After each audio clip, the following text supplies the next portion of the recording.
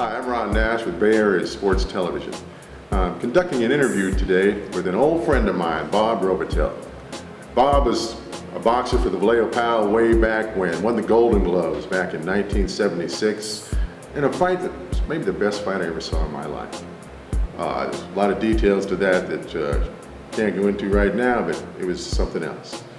And Bob helped get the Vallejo PAL boxing program off the ground in the early 70s.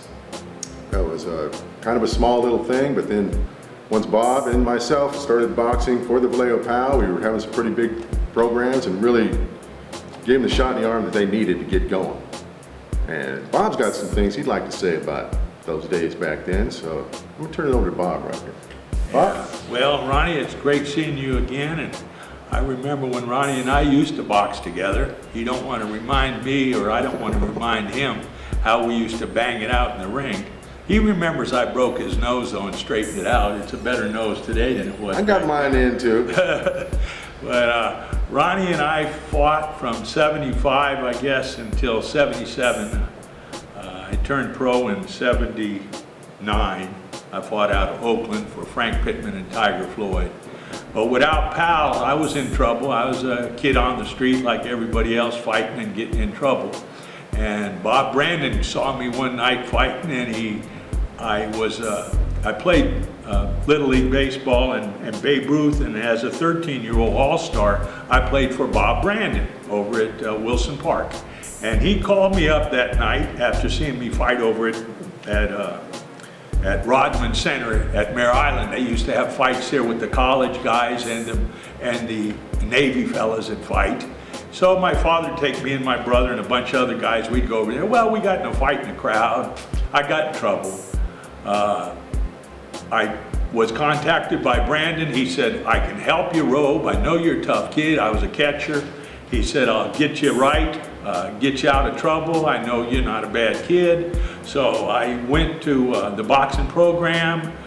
Thank God that I got a nice letter written by Bob Brandon, and the PAL supported me. I did get in a little bit of trouble, but thank God I was let off probation early, and boxing helped me get my feet on the ground. I've been an athlete all my life, played Pop Warner football for the state championship team, Vallejo Dons. I knew about, training and different things like that, but boxing, what an individual sport it is. The camaraderie with the fellas, beating each other up every night sounds crazy, but the friendship Ronnie and I have has lasted for years and years. We used to pound out each other and love them like a brother. I can't say enough about the PAL. In 75, when I started fighting, we didn't even have a gym. 1976, when I won the Golden Gloves, we started fighting out of Exposition Hall. The first fight I had, we packed the Vets Hall down here, only held 680 or something like that.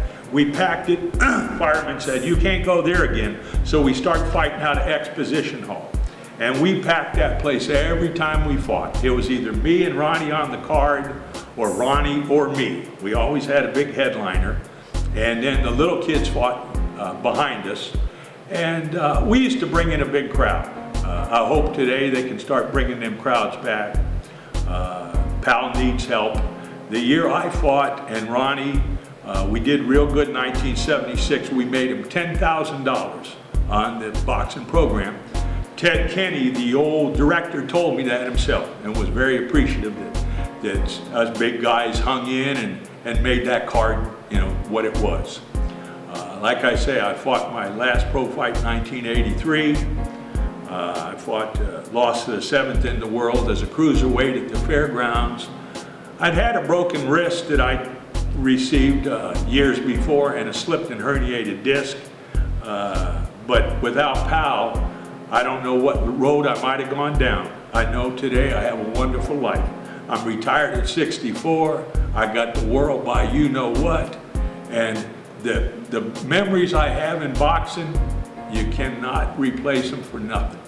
Today, people still remember my name, and they always think that I was a bigger guy than I was because I always fought the big fellas. But there was no fun fighting the little guys. So the big guys is where I wanted to fight. I always wanted to be around guys like Big Ronnie Nash, and it was a wonderful experience for any kid that has time on his hands and don't know what to do with it. Be involved in sports. I was always a ball player, football, baseball, basketball, whatever it was.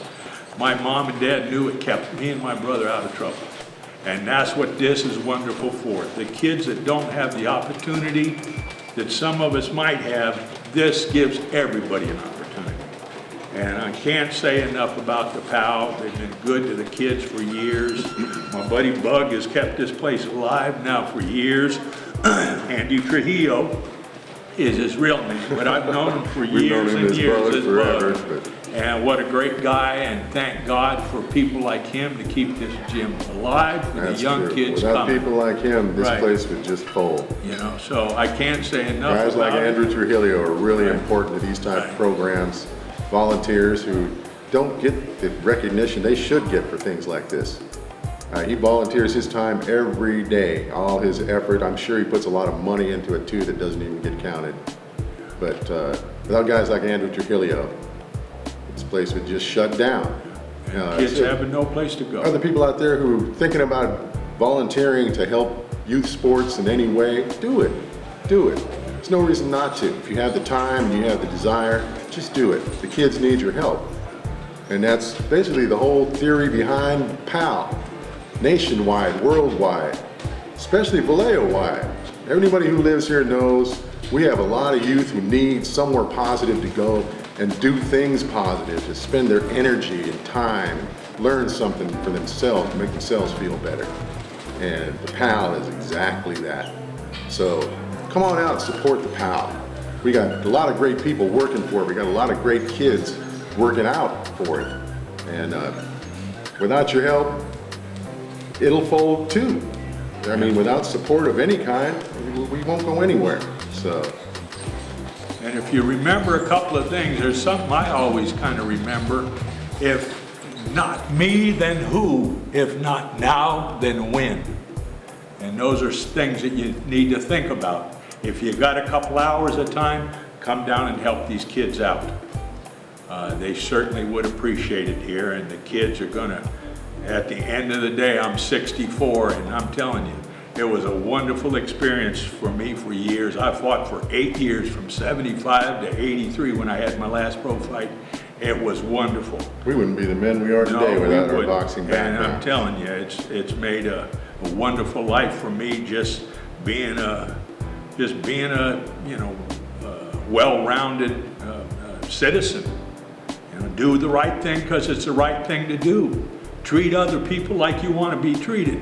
What goes around comes around. You're not a liar, you're not a thief, you ain't cheap, and you ain't lazy. If you remember them things as a person, you will go places. So I appreciate PAL teaches you. I appreciate your time, Ronnie, interviewing me, and I hope I've done something for PAL here. We appreciate it, bro. It's good hearing your stories, and I Very well. hope it inspires some people to get involved. I hope so, Ronnie.